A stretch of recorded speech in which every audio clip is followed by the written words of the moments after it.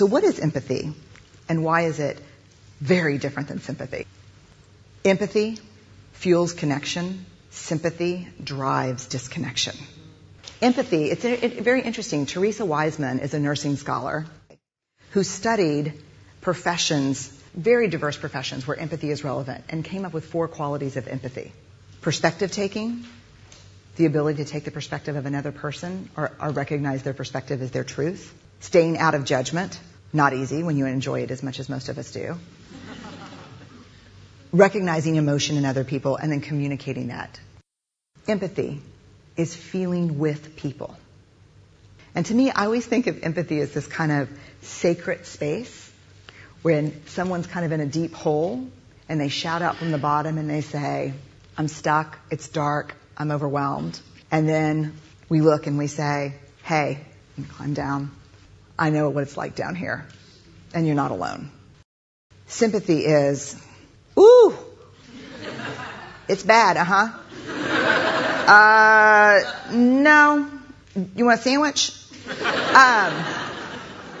Empathy is a choice, and it's a vulnerable choice, because in order to connect with you, I have to connect with something in myself that knows that feeling.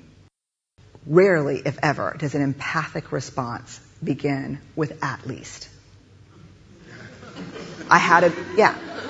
And we do it all the time. Because you know what? Someone just shared something with us that's incredibly painful, and we're trying to silver lining it. I don't think that's a verb, but I'm using it as one.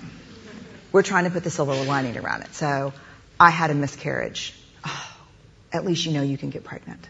I think my marriage is falling apart. At least you have a marriage. John's getting kicked out of school. At least Sarah is an A student.